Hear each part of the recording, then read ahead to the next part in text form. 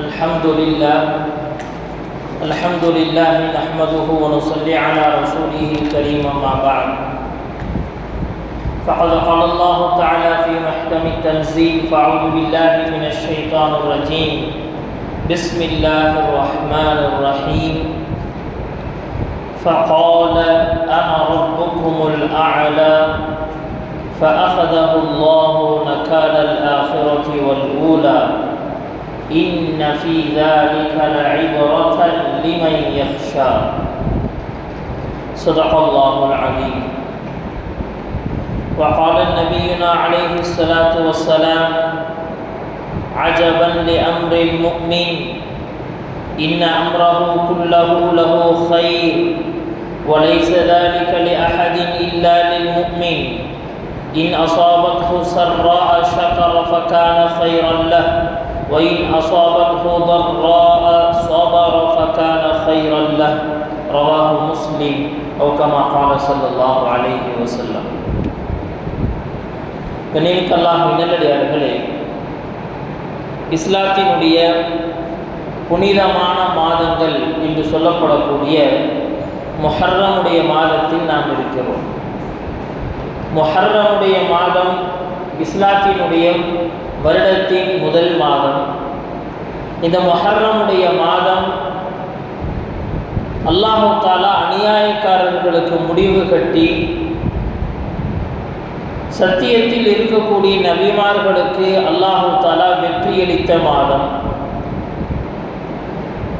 நமது நாயகம் ஸல்லல்லாஹு அலைஹி வஸல்லம் அவர்களுக்கு முன்பாக வரைக்கும் நிறைய சம்பவங்களை அல்லாஹ் சுப்ஹானஹு வ தஆலா இந்த முஹர்ரமுடைய மாதத்தில் நடத்தியிருக்கிறான். குறிப்பாக ஆஷூரா என்று சொல்லப்படக்கூடிய முஹர்ரமுடைய 10வது நாள். இன்றைக்கி தான் அந்த 10வது நாள். முஹர்ரம் 10ங்கிறது இன்றைக்கி தான் இந்த வருஷம். இந்த முஹர்ரம் 10வது நாள் அப்படிங்கிறது நிறைய வெற்றிகளை அல்லாஹ் தஆலா தந்த நாள். ஹஜ்ரத் ஆதம் அலைஹிஸ்ஸலாம் அவர்கள் சொர்க்கத்திலிருந்து அவர்கள் செய்த ஒரு சிறு குற்றத்திற்காக அவர்கள் பூமிக்கு அனுப்பப்பட்டார்கள். அவ்வாறு அவர்கள் பூமிக்கு அனுப்பப்பட்டு அவர்களுடைய தௌபா அல்லாஹ்விடத்தில் அங்கீகரிக்கப்பட்ட நாள் என்று சொன்னால் அது ஆஷூராவுடைய நாள். அதனால தான் சொல்லப்படும், ஆஷூராவுடைய நாளில் நீங்கள் அல்லாஹ்விடத்தில் உங்களுடைய பாவங்களுக்காக மன்னிப்பை கேட்டுக்கொள்ளுங்கள். ஏனென்று சொன்னால் நம்முடைய தந்தை அபுல் பஷர் ஆதம் அலைஹிஸ்ஸலாம் அவர்களுக்கும் இதே நாளில் மன்னிப்பு கிடைத்தது. எனவே நாமும் இந்த நாளில் அல்லாஹ்விடத்தில் மன்னிப்பை பெற்றுக்கொள்ள வேண்டும் என்பதாக உலமாக்கள் கூறுவார்கள். இதே போல ஹஜ்ரத் நூஹ் அலைஹிஸ்ஸலாம் அவர்கள் ஒரு சிறு கூட்டத்தோடு அவர்கள் கப்பலில் பயணித்து அந்த கப்பல் கிட்டத்தட்ட 1 மாத காலமாக, இன்னும் சில ரிவாயத்துகளில் 40 நாட்கள் 50 நாட்கள் என்பதாகலாம் சொல்லப்படுது. மொத்தத்தில் ஒரு நீண்ட நாளுடைய அந்த கப்பல் பயணத்திற்கு பிறகு அவர்கள் மீண்டும் ஜூதி மலையில் அந்த கப்பல் தரை இறங்கிய பிறகு அவர்கள் அந்த கப்பலில் இருந்து வெளியே வந்த நாளும் இந்த ஆஷூராவுடைய நாள். எல்லாத்துக்கும் மேலாக இந்த ஆஷூராவுடைய நாளில் இன்று வரைக்கும், குறிப்பாக நபியினுடைய காலம் வரைக்கும் ரொம்ப பிரபல்யமாக பேசப்பட்டது என்று சொன்னால் ஹஜ்ரத் மூசா அலைஹிஸ்ஸலாம் அவர்களுக்கு ஃபிரௌனிடத்திலிருந்து அல்லாஹ் தஆலா வெற்றியளித்த நாள். கண்ணியமிக்க அல்லாஹ்வின் நல்லடியார்களே, இப்படி நிறைய வரலாற்று சம்பவங்கள், நபிமார்களுக்கு கிடைத்த வெற்றிகள், இது எல்லாத்தையுமே இந்த ஆஷூராவுடைய நாளில் அல்லாஹ் தஆலா தந்திருக்கிறார். எனவே இந்த ஆஷூராவுடைய நாள் அப்படிங்கிறது அல்லாஹ்விடத்தில் இது ரொம்ப பிரசித்தி பெற்ற ஒரு நாள். நபி ஸல்லல்லாஹு அலைஹி வஸல்லம் அவர்கள் மதீனாவுக்குள்ள வர்றாங்க. மதீனாவில் நபி அவர்கள் வாழும் காலத்தில் அவங்க பார்க்குறாங்க, யூதர்கள் ஒரு நாள் நோன்பு வச்சுக்கிறாங்க. வளமைக்கு மாற்றமான நோன்பு. அது நோன்பு வைக்கக்கூடிய காலம் அல்ல, ஆனால் நோன்பு வச்சுருக்கிறாங்க. அப்போ நபி அவங்க கேட்குறாங்க, என்ன இந்த நாள் அவங்க நோன்பு வச்சுருக்கிறாங்களே, என்ன விஷயம்? சொன்னாங்க, ஹாதா யௌமுன் அதீம், இது ரொம்ப உயர்வான நாள் அப்படின்னு சொல்கிறாங்க. ரொம்ப முக்கியமான நாளுங்க இது. அப்படியா, என்ன சொன்னாங்க? ஹஜ்ரத் மூசா அலைஹிஸ்ஸலாம் அவர்களுக்கு ஃபிரௌனிடத்திலிருந்து அல்லாஹ் தஆலா வெற்றி அளித்தா, பாதுகாத்தான். அதற்கு நன்றி செலுத்தும் விதமாக ஹஜ்ரத் மூஸா அலைஹிஸ்ஸலாம் நோன்பு நோக்குறாங்க. எனவே இதை ஃபாலோ பண்ணி என்ன செய்யறோம்னு சொன்னா நாங்களும் நோன்பு வைக்கிறோம். அப்ப நபி ஸல்லல்லாஹு அலைஹி வஸல்லம் அவங்க சொன்னாங்கன்னா, மூஸா அலைஹிஸ்ஸலாம் அவர்களுக்கு அல்லாஹ் தஆலா கொடுத்த வெற்றிக்காக அவர்கள் நோன்பு நோற்றார்கள் என்று சொன்னால், அதை ஃபாலோ பண்ணக்கூடிய விஷயத்துல உங்களை விட நாங்க தான் அதுல முதலிடம். உங்களை விட எங்களுக்கு தான் அதுல என்ன அப்படின்னு சொன்னா முதலிடம் இருக்கு. காரணம் என்ன தெரியுமா? இந்த யூதர்கள் மூஸா அலைஹிஸ்ஸலாம் அவர்களுக்கு கொடுக்கப்பட்ட தௌராத்தினுடைய எத்தனையோ சட்டதிட்டங்களில் கையாடல் செஞ்சு நிறைய விஷயங்களை மாற்றிட்டாங்க. அல்லாஹ் தஆலா என்ன ஷரியத்தை கொடுத்தானோ அந்த ஷரியத்தை பின்பற்றல. ஒன்று. அடுத்த விஷயம் என்ன அப்படின்னு சொன்னால், இந்த தௌராத்திலேயே பிற்காலத்தில் ஒரு நபி வருவார்கள், அவர்களை ஏற்றுக்கொள்ளணும் அப்படிங்கிற எத்தனையோ குறிப்புகள் இருந்தும் கூட அந்த சட்டத்தை நீங்கள் புறக்கணிச்சிருக்கீங்க.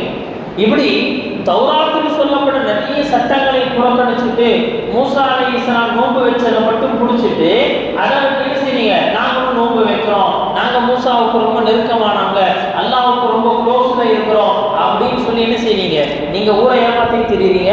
அப்படிலாம் கிடையாது.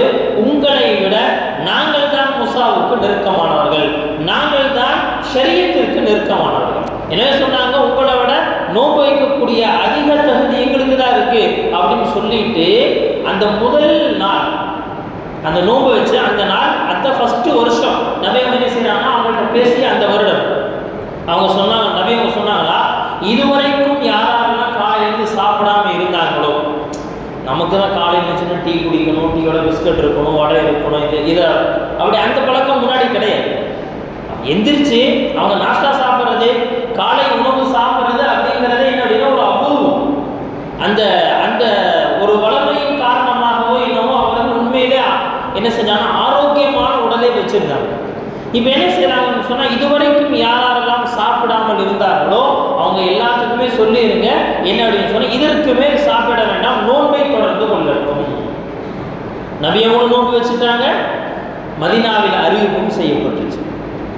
இப்படி என்ன செய்யறாங்கன்னு சொன்னால், நபி அவர்கள் இந்த விஷயத்தை சொல்லிட்டு அடுத்து சில காலங்கள் கழித்து நபி அவங்க சொன்னாங்க, யூதர்களுடைய எல்லா செயல்களையும் நாம் அங்கீகரிக்க முடியாது, அவங்க செய்யற மாதிரி நாம் செய்ய முடியாது. எனவே யூதர்களுடைய எல்லா செயலுக்கும் மாற்றமாக அவங்க செஞ்சாங்கன்னா அதே மாதிரி செய்யணும் அப்படிங்கிறது நம்மள்ட்ட இருக்கக்கூடாது. அதற்கு மாற்றமாக ஒரு காரியத்தை செய்யணும். சொன்னாங்கன்னா, அடுத்த வருடம் நான் உயிரோடு இருந்தால் நான் நோன்பு வைக்கும்போது என்ன தெரியுமா செய்வேன், இவங்க எல்லாம் ஒரு நோன்பு வைக்கிறாங்களா, நான் இன்னொரு நோன்பு சேர்த்துவேன், இன்னொரு நோன்பையும் சேர்த்து வைப்பேன் என்பதாக நபி ஸல்லல்லாஹு அலைஹி வஸல்லம் அவங்க சொன்னாங்க. அதிலிருந்து தான், ஆனால் நபி அவங்க வைக்கல, அதற்கு முன்னாடியே அவங்க என்ன செய்யணும், வஃபாத் ஆயிடுறாங்க. அதிலிருந்து தான் சட்டத்தை எடுக்கிறாங்க. என்னன்னா ஒரு நோன்பு அல்ல, ஆஷுராவுடைய நோன்பு அப்படிங்கிறது 2 நோன்புகளாக வைக்கப்படணும் என்பதாக ஒரு சட்டம் இருக்கு. ஆனாலும் கூட இன்றைய காலத்தை பொறுத்த வரைக்கும் அந்த இது என்ன செய்யணும்னா கட்டாயமாக்கப்படணும். ஏன்னா யூதர்கள் இன்னைக்கு யாரும் அந்த நோன்பு வைக்கக்கூடிய பழக்கமும் இல்லை. எனவே என்ன செய்யலாம்னு சொன்னா, இன்றைக்கு ஒற்றை நோன்பையும் தாராளமாக வைத்துக் கொள்ளலாம் என்பதாக உலமாக்கள் சொல்றாங்க. சரி, இந்த இடத்துல நாம பார்க்க வேண்டிய இன்னொரு விஷயம் என்ன அப்படின்னு சொன்னா, ஹஜ்ரத் மூஸா அலைஹிஸ்ஸலாம் அவர்கள் அல்லாஹ்வுக்கு நன்றி செலுத்துறதுக்காக நோன்பு வச்சாங்க அப்படின்னு சொன்னா, நபி அவங்க இது மூஸாவுடைய சுன்னத்து அல்லது மூஸா அலைஹிஸ்ஸலாம் அவர்களுக்கு கிடைத்த வெற்றி அப்படின்னு சொல்லி விட்டுல. நபி ஸல்லல்லாஹு அலைஹி வஸல்லம் என்ன செய்றாங்கன்னு சொன்னா, இதை சத்தியத்திற்கான வெற்றியாக பார்க்கிறார்கள். எப்படி அவர்கள் அல்லாஹ்வுக்கு நன்றி செலுத்தி அன்னைக்கு செஞ்சாங்க, ஆனால் இன்றைக்கும் என்ன செய்யணும்னு சொன்னா, அந்த நன்றியுணர்வை மறக்கக்கூடாது, அல்லாஹ்வுடைய உதவியை மறக்கக்கூடாது என்பதற்காக அதை நானும் என்ன செய்வேன் என்பதாக நபி அவர்கள் அதை ஆரம்பித்து வைத்து நமக்கு எல்லாத்துக்கும் அதே வழிகாட்டலை செஞ்சுட்டு போனாங்க. எங்கேயோ யாரோ 5000 வருஷத்துக்கு முன்னாடி அல்லது 3000 வருஷத்துக்கு முன்னாடி நடந்த அந்த சம்பவத்துக்காக நான் ஏன் இன்னைக்கு நோன்பு வைக்கணும் அப்படின்னு யோசிக்கல.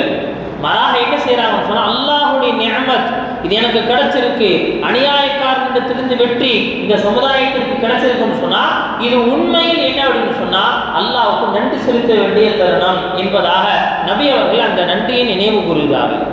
நினைவு அல்லாஹ்வின் நல்லடியார்களே, அப்போ இந்த நன்றி செலுத்துதல் அப்படிங்கிற இந்த செயல் அல்லாஹ்வுக்கு எவ்வளவு பிடிச்சமானது அப்படின்னு சொன்னா, எந்த துஆவின் மூலம் நம்முடைய ரிசுக்களை அதிகரிப்பு அப்படிங்கிறது ஏற்படும். நம்ம ரிசுக்கு அதிகரிக்கிறது அப்படிங்கிறது நிறைய துவாக்கள் இருந்தாலும் கூட ஒரு மனிதனுடைய ஒரு செயலின் மூலமாக ரிசுக்கு அதிகமாகுது. ஒன்று இருக்குங்க ரிசுக்கில் பரக்கத்து, இன்னொன்று இருக்கு ரிசுக்கு அதிகமாக கிடைக்கிறது. நம்ம விரும்புறது எல்லாம் என்னன்னா நிறைய கிடைக்கணும் தான் விரும்புவோம், நிறைய கிடைக்கணும் விரும்புவோம். கொஞ்சம் இருக்குங்க தேவைகள் பூர்த்தி ஆயிடும் அப்படின்னாலும் சரிங்க அதெல்லாம் ஓகே தான், இருந்தாலும் என்ன அப்படின்னு சொன்னால் 4 பேருக்குடைய பார்வைக்கு வீடு கொஞ்சம் பெருசாக இருந்தால் நல்லா இருக்கும்ல, அப்படிதான் நாம் நினைக்கணும். கொஞ்சம் நிறைய இருக்கணுமே அப்படின்னு, அதிகமாக இருக்கணும் அப்படின்னு. அல்லாஹ் தஆலா அதற்கும் சொல்லிட்டு அதுக்கும் வழி கொடுத்துரு. அதற்கு உண்டான தெளிவான ஆயுதம் என்ன தெரியுமா, தெளிவான ஒரு டூல் என்ன தெரியுமா, நான் கொடுத்த நியாமத்துக்கு நீங்கள் நன்றி செலுத்திக்கிட்டே இருங்க, அவ்வளோதான். லஇன் ஷகர்தும் லஅஸீதன்னகும், நீங்கள் எனக்கு நன்றி செலுத்திக்கிட்டே இருங்க, என்ன செய்வேன்னா நான் உங்களுக்கு அதிகப்படுத்தி கொடுத்துட்டே இருப்பேங்க. என்ன இது என்ன அதிகமாயிட்டே போகும். நன்றி செலுத்த செலுத்த என்ன ஆகும் சொன்னால் ரிசுக்கில் அந்த ஒரு அபிவிருத்தியோடு சேர்த்து என்ன செய்யணும் அது கூடுவதையும் நாம் பார்ப்போம். என்ன காரணம் அப்படின்னு சொன்னால் ஒவ்வொரு தடவையும் நாம் நன்றி செலுத்தும் பொழுது நம்முடைய கவனம் எல்லாம் அல்லாஹின் பக்கம் திரும்புது. இந்த ஒரு நியமத் எனக்கு கிடைச்சிருக்கு அப்படின்னு சொன்னால் இது என்னுடைய சுயமான ஆற்றல்னால அல்லது என்னுடைய பெரிய ஒரு திறமையால் கிடைத்ததல்ல, என்னுடைய ரப்பு எனக்கு கொடுத்தது, என் ரப்பு எனக்கு கொடுத்தது அப்படின்னு சொல்லி சொல்லி என்ன செய்யறோம்னு சொன்னால் நம்ம நன்றி செலுத்தும் பொழுது அல்லாஹுக்கு நான் கொடுத்ததுன்னு சொல்லி தானே எனக்கு நீ தேங்க்ஸ் சொல்கிற, இந்த இன்னும் கொஞ்சம் வச்சுக்கோ, இன்னும் கொஞ்சம் வச்சுக்கோ, இன்னும் வச்சுக்கோ. தேங்க்ஸ் எவ்வளோ சொல்கிறோமோ, எவ்வளோ தேங்க்ஸ் சொல்கிறோமோ அந்த அளவுக்கு என்ன அப்படின்னு சொன்னால் அதிகமாக கொடுத்துக்கிட்டே இருக்கிறான்னா அல்லாஹை பொறுத்த வரைக்கும் அவன்கிட்ட காலியாகும் அப்படிங்கிற எதுவுமே கிடையாது. மா இந்தக்கும் இந்தல்லாஹ் வமா இந்தல்லாஹி பாக் மா யன்ஃபது, அல்லாஹ்விடத்தில் எது இருக்கோ அது காலியே ஆகாது. அல்லாஹ்கிட்ட எது எல்லாம் இருக்கோ அதெல்லாம் நிரந்தரமாக இருக்கும். நம்ம தான் என்ன அப்படின்னு சொன்னால் ஜோபில் கைவிட்டு கொடுத்துட்டு அதுக்கப்புறம் யோசிப்பேன் இருக்குமா என்னன்னு தெரியல எனக்கு அப்படின்னு நம்ம யோசிப்போம். நம்ம ஏதாவது செய்யணும் அப்படின்னு நினச்சோம்னா முதல்ல என்ன அப்படின்னு சொன்னால் நம்முடைய சிந்தனை எல்லாம் எங்கே போகும் அப்படின்னு சொன்னால் நம்முடைய பேங்க் பேலன்ஸ் என்னங்கிறத நம்ம பார்ப்போம். முதல்ல அங்கே பார்ப்போம் இது செய்ய முடியுமா முடியாதா.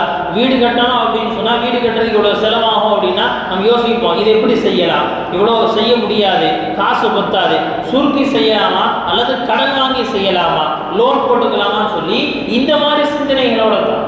ஆனால் அல்லாஹை பொறுத்த வரைக்கும் அவன் தான் அனைத்துக்கும் அதிபதி, அவன் நினைச்சதெல்லாம் செய்வான். அதனால் அவன் கொடுப்பதில் என்றைக்கும் குறைவே இருக்காது. ஆனால் என்ன அப்படின்னு சொன்னால் அவன்கிட்ட நம்ம வாங்கி பழகிக்கணும், அவன்கிட்ட வாங்கி பழகிக்கணும். அவனிடத்தில் வாங்கி பழகிவிட்டால் உண்மையில் என்ன அப்படின்னு சொன்னால் நம்ம வேறு யாரிடத்திலும் கையேந்த மாட்டோம். அவன் கொடுப்பதற்கு தயாராகவும் இருக்கிறான். அவன் கொடுப்பதற்கான அடிப்படையாக வைப்பது என்ன அப்படின்னு தெரியுமா, நீ எனக்கு தேங்க்ஸ் சொல்லு.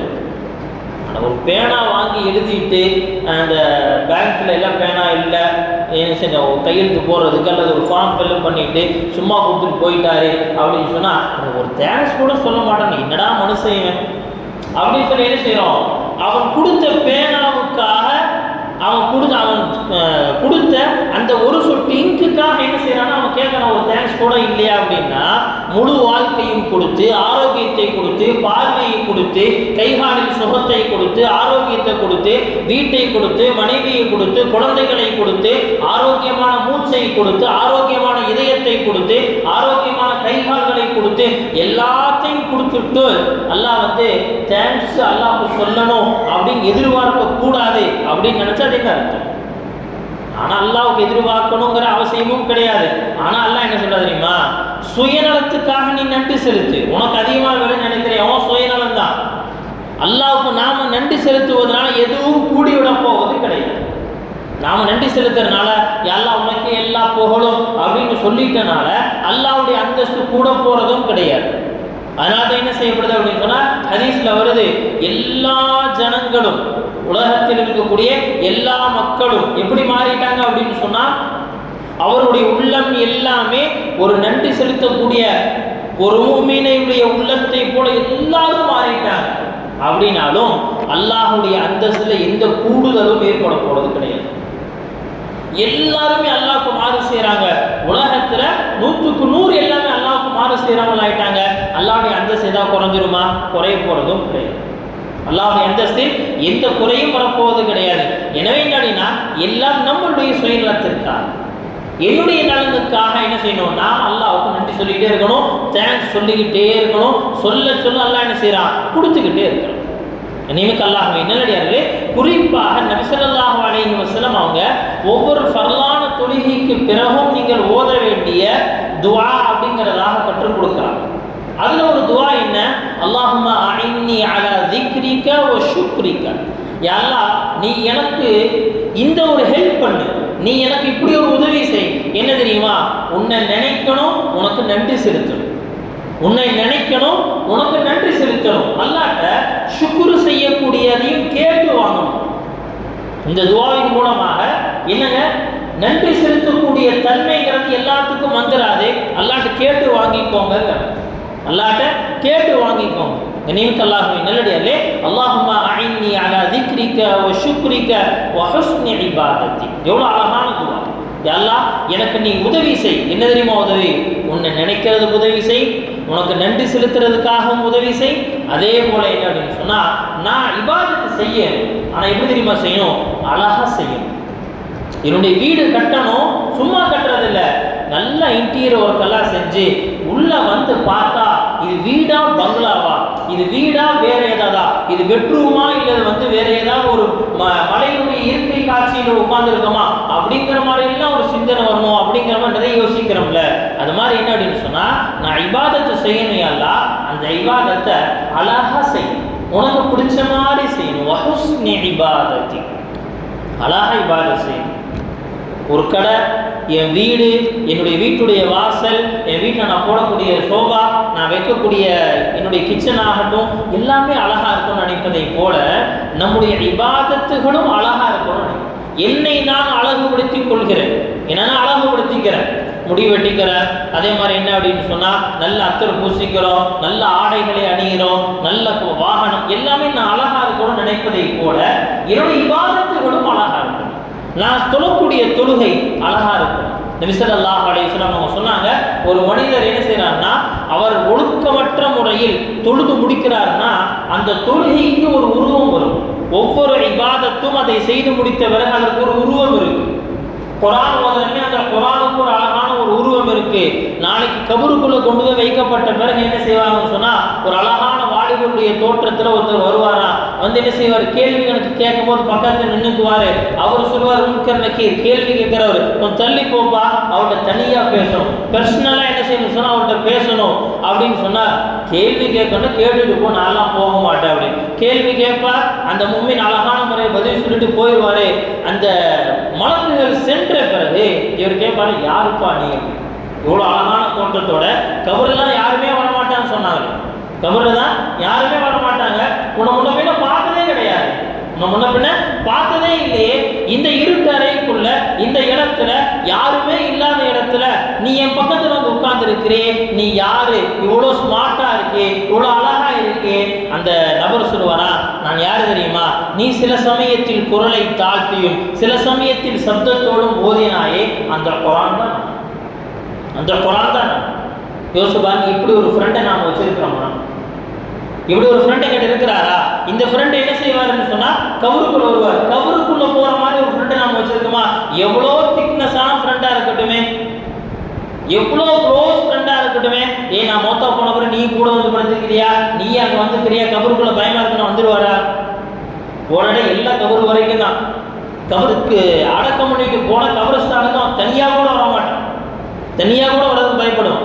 இப்படிப்பட்ட ஒரு நிலைமை தான் இருக்கு. ஆனால் அந்த நண்பன் என்ன செய்வானா, கபருக்குள்ள வருவான்.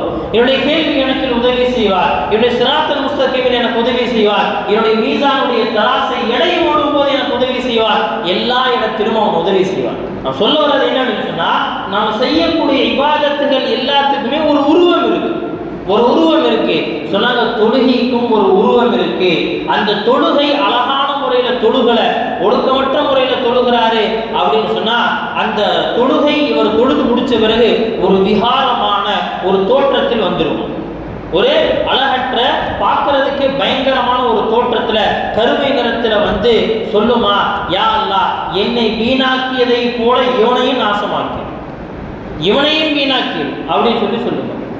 நல்லடியில் அப்ப என்னன்னா இபாதத்து செய்வது மட்டும் உகந்ததல்ல, இபாதத்தை அழகா செய்யுங்க, இபாதத்தை அழகான முறையில் செய்யுங்கள், தொழுகையில் நிதானத்தை கடைபிடியுங்கள், ஜகாத்துல என்ன செய்யுங்கன்னு சொன்னா நீங்க மன தூய்மையை கடைபிடிக்கும். நம்முடைய ஹஜ்ஜுடைய வணக்கங்கள் அதில் அப்படிதான், நம்முடைய குர்ஆன் ஓதுறது அதை அழகாக்குங்கள், நம்முடைய சதகா தான தர்மங்கள் இதை அழகாக்குங்கள், இதை பெருமைக்காக செய்யாதீங்க, எல்லாத்தையும் அழகாக்குங்கள். இந்த அழகான முறையில் நான் செய்யணுங்கிறதுக்காக அல்லாஹ்விடத்தில் நீங்க தௌஃபீக் கேளுங்க. யா அல்லாஹ் எனக்கு இப்படிப்பட்ட ஒரு வாய்ப்பு கொடு. இந்த உலகத்தினுடைய பெரிய விஷயம் அப்படின்னு சொன்ன ஆப்பர்ச்சுனிட்டி, வாய்ப்புகள், இந்த வாய்ப்புகள் அல்லாஹ்ட்ட கேளுங்க. என்ன வாய்ப்பு?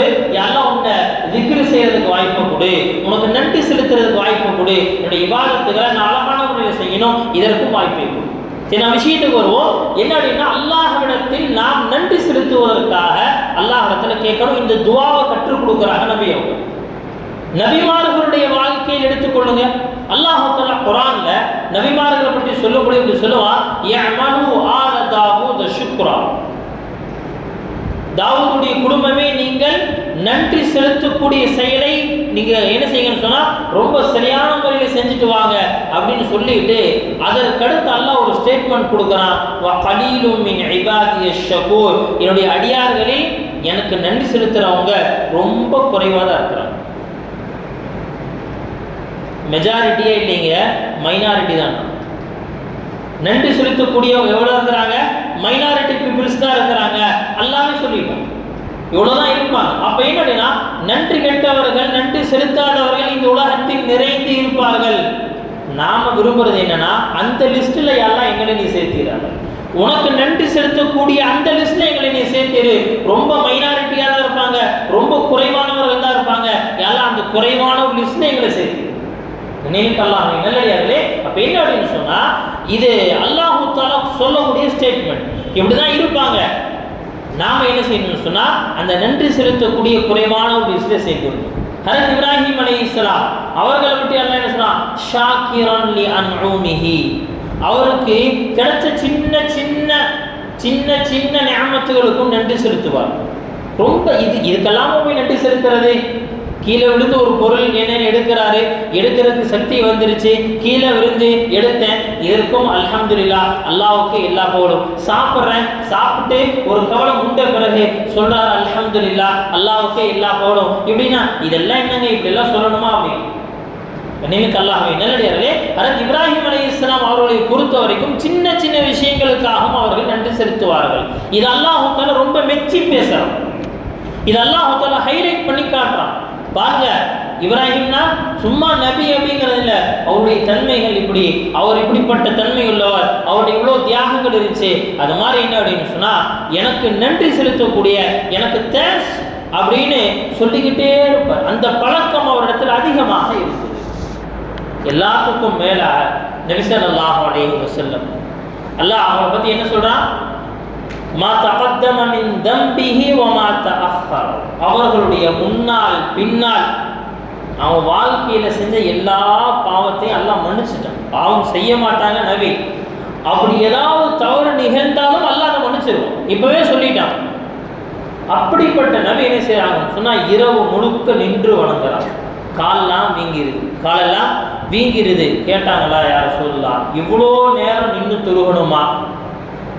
நம்ம ஒரு தொழுகையில் வந்து ஒரு 5-10 நிமிஷம் அதிகமாகிட்டாங்கன்னா நம்ம கேள்வி வந்து எதுக்கு இப்படியா தொழுவிப்பாங்க, எனக்கு வேலை இருக்குது, அது இருக்குது, இது இருக்குது, நிறைய கேள்விகள் வந்துடுது. இரவு முழுக்க ஜமாத்துடைய தொழுங்கிறது வேற, தனிப்பட்ட முறையில் நிறைய தொழுகிறாங்க.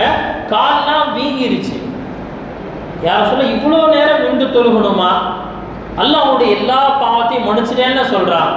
நபி அவங்க சொன்னாங்க, அஃபலா அகூன அப்தன் ஷகூரா, நான் ஒரு நன்றியுள்ள அடியானாக இருக்கணும்னு ஆசைப்படுறேன், அவ்வளோதான்.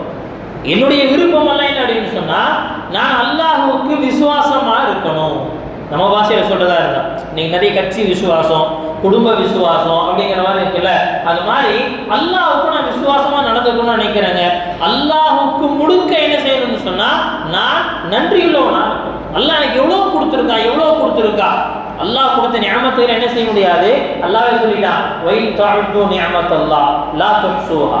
நீங்க கொஞ்சம் கவுண்ட் பண்ண ஆரம்பிக்கிறீங்க, சரி எண்ணி எல்லாம் எனக்கு அல்லாஹ் என்னென்னலாம் கொடுத்துருக்கான் கொடுத்துருக்கான் அப்படின்னு எண்ணி பார்க்கலாம் அப்படின்னு சொல்லி நீங்க எண்ணி பார்க்க ஆரம்பித்தால் உங்களால என்னவே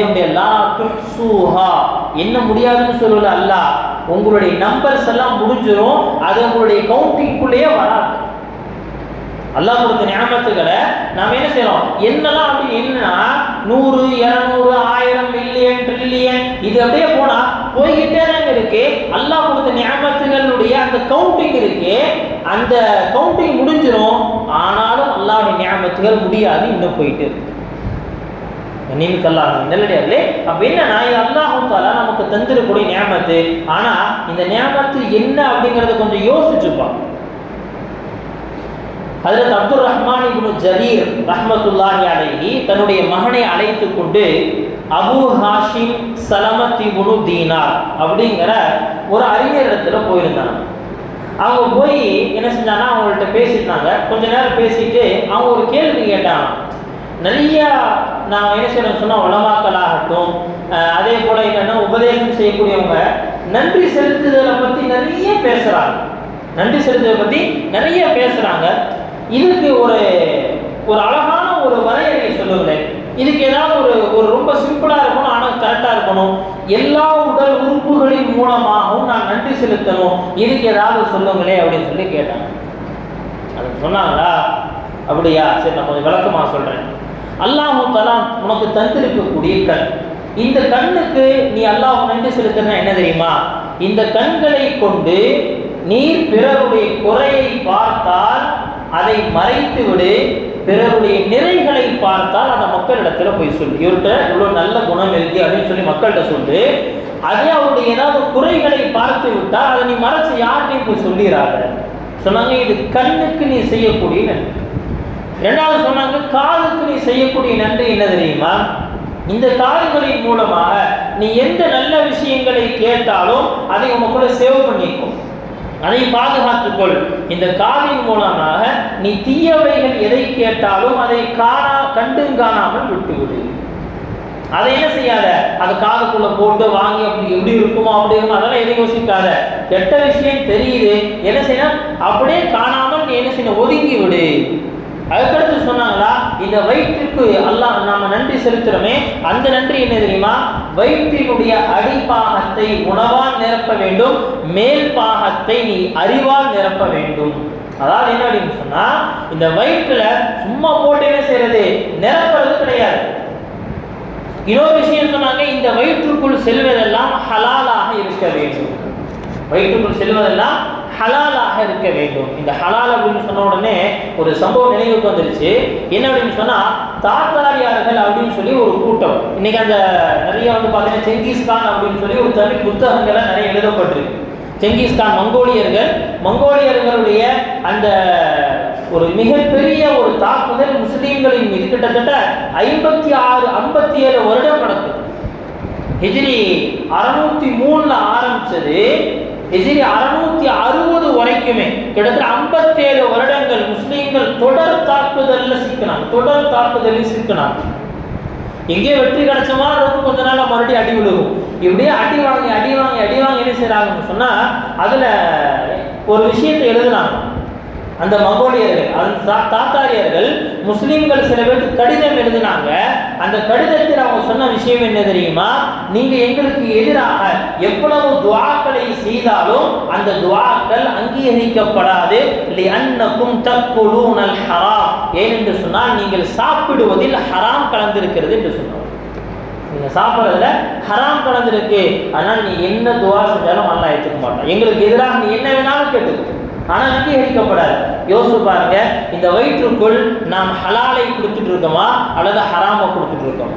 நம்ம நினைச்சுக்கிறோம் எப்படியாவது சுத்தி முத்தி எங்காவது ஹலால்னு சொல்லிடுவாங்களா அப்படிங்கிறதுக்காக இந்த லோன்களை எல்லாம் எப்படி ஹலால் ஆக்குறதுன்னு சொல்லி பார்த்துக்கிட்டு இருக்கோம். இந்த கார் லோனு, பைக் லோனு, அந்த லோனு, வீட்டு ஹோம் லோனு, நிறைய லோன்கள். என்னங்க செய்யற வேற வழி இல்லை அப்படின்னு சொல்லி செய்யறது தவறு. அதை ஹலாலாக்க முயற்சிக்க கூடாது அல்லவா? நான் செய்யறது தப்பு. ஆனா என்னன்னா, ஏதாவது ஒரு அஜித் கேட்டு அதை ஹலாலுன்னு சொல்லிட்டாருன்னா என்ன அப்படின்னு சொன்னா அவரு தலையில கட்டிட்டு போயிடலாம் மொத்தமா. யாரெல்லாம் எனக்கெல்லாம் ஒன்றும் தெரியாது, அஜித் தான் சொன்னாருன்னு சொல்லி நம்மளை மாட்டி விட்டுட்டு போயிடலான்னு நிறைய பேர். நடக்காது சோதர்களே, நடக்காது. ஏன்னா நமக்கு நல்ல தெளிவாக தெரியுது, இங்கே நான் வட்டியை தான் கட்டுறேன், வட்டியை கொடுக்குறேன், வட்டியை சாப்பிட்றேன், நல்லா தெளிவாக தெரியுது. ஆனாலும் கூட என்ன அப்படின்னு சொன்னால் நம்மளை நாமளே ஏமாற்றிக் கொள்கிறோம். அற்பமான இந்த வாழ்க்கைக்காக நம்முடைய துவாக்கள் அங்கீகரிக்கப்படுறதில்லை. நம்ம என்ன செய்யறோம்னா வீட்டில் நிறைய பிரச்சனைகள்ங்க, வீட்டில் யார் துவா செஞ்சாலும் ஏற்றுக்க மாட்டேங்குது, வீட்டில் வேற யாராவது அதற்கு கூடி வந்து துவா செய்ய வச்சு பார்க்குறாங்க, நடக்கலை. என் வீட்டுக்குள் இருப்பது உண்பது எல்லாம் ஹராமாக மாறிடுது. அதுக்கடுத்து அவர் எழுதியதை சொன்னாரா, நஹ்னு அல் கஃபரா வ அன்துமுல் ஃபஜரா. அல்லாஹ்வுடைய பார்வையில் நம்ம ரெண்டு பேருமே சேம், நம்ம ரெண்டு பேருமே சமம் தான். என்ன தெரியுமா, நான் காஃபிர், நீ பாவி, அவ்வளவுதான். என்னுடைய தரம் வேண்டுமானாலும் என்ன கொஞ்சம் மாறி இருக்கலாம், கேட்டகரிஸ் கொஞ்சம் லெவல் கொஞ்சம் கூடுதலாகவும் குறைவாகவும் இருக்கலாம். நான் காஃபிர்னு சொன்னா நீ பெரும் பாவி, அவ்வளவுதான். ரெண்டு பேருமே என்ன அப்படின்னா அல்லாஹ்வுக்கு மாறு செய்யக்கூடியவர்கள். எனவே இந்த இடத்துல பவர் தான் பேசும், உன்னுடைய துவா வேலை செய்யாதுன்னு சொன்னார். நீங்க அல்லாஹ்வே நல்லடியா. அப்ப என்ன அப்படின்னு சொன்னா வயிற்றுக்கு தரக்கூடிய நன்றி என்ன அப்படின்னு சொன்னா இந்த வயிற்றை ஹராமால் நிரப்பக்கூடாது, ஹலாலால் நிரப்பணும். அந்த ஹலாலும் எப்படி இருக்கணும்னு சொன்னா அளவோடு இருக்கும். வெட்கஸ்தலத்தினுடைய நன்றி என்ன, இதை ஹராமான இடத்தில் பயன்படுத்தக்கூடாது, இதை ஹராமான இடத்தில் பயன்படுத்தக்கூடாது. ஹேண்ட் பிராக்டிஸ் இன்னைக்கு என்ன அப்படின்னு சொன்னா ரொம்ப அதிகமாயிருச்சு. இது ரொம்ப பெருமையோட பேசிக்கிறாங்க, வேற வழி இல்லைங்க அப்படின்னு சொல்லி. சில ஸ்போர்ட்ஸ்ல என்ன செய்யறாங்கன்னா ஸ்போர்ட்ஸ் உடைய அந்த கோச் சொல்லி கொடுக்குறாரு, நாளைக்கு ஸ்போர்ட்ஸுக்கு முன்னாடி ஹேண்ட் பிராக்டிஸ் செஞ்சுட்டு வந்துரு அப்படிங்கிறார். ஒரு ஹராம் என்ன செய்யறான்னா ரொம்ப சர்வ சாதாரணமாக என்ன செய்யறாங்கன்னா இன்னைக்கு அதை நடைமுறைப்படுத்தி கொண்டிருக்கிறார்கள். இன்றைக்கு வாலிப சமுதாயம் இதுல என்ன ஆகுதுன்னு சொன்னா அப்படியே வீழ்ந்துக்கிறது. இப்படி எல்லா விதமான ஹராமையும் செஞ்சுட்டு நாம் என்ன அல்லாஹ்விடத்தில் அடைய முடியும்? எனவே ஒவ்வொரு உறுப்பினுடைய நன்றியும் என்ன அப்படின்னு சொன்னா அதை அல்லாஹ் கொடுத்த அந்த கடமைக்காக நாம் சரியான முறையில் பயன்படுத்தணும். கைகளினுடைய நன்றி என்ன சொன்னாங்க, கைகளின் நன்றி, இந்த கைகளின் மூலமாக எந்த ஹராமான வேலையும் செய்யக்கூடாது, அல்லாஹ்வுடைய கட்டளைகளுக்கு மாறு செய்யக்கூடிய எந்த வேலையும் இந்த கைகளால் செய்யக்கூடாது சொன்னாங்க. இது கைகளுக்கு செய்யக்கூடிய நன்றி. இப்படி என்ன செய்யறாங்க சொன்னா அவர்கள் ஒவ்வொரு உறுப்பிற்குண்டான நன்றிகளை சொல்லிட்டு போறாங்க. அதனுடைய சாராம்சம் என்ன, உடல் உறுப்புகள் அல்லாஹ்வுக்கு கட்டுப்பட்டு நடக்கணும், உடல் உறுப்புகள் அல்லாஹ்வுக்கு மாறு செய்யக்கூடாது. இதுதான் அதனுடைய மொத்த சாராம்சம். அல்லாஹ்வே நல்லடியார்களே, அப்ப என்ன அப்படின்னு சொன்னா நாம் நம்முடைய வாழ்க்கையில் நம்முடைய நாவாலும் அல்லாஹ்வுக்கு நன்றி செலுத்தணும், நம்முடைய செயல்களாலும் நாம் அல்லாஹ்வுக்கு நன்றி செலுத்தணும்.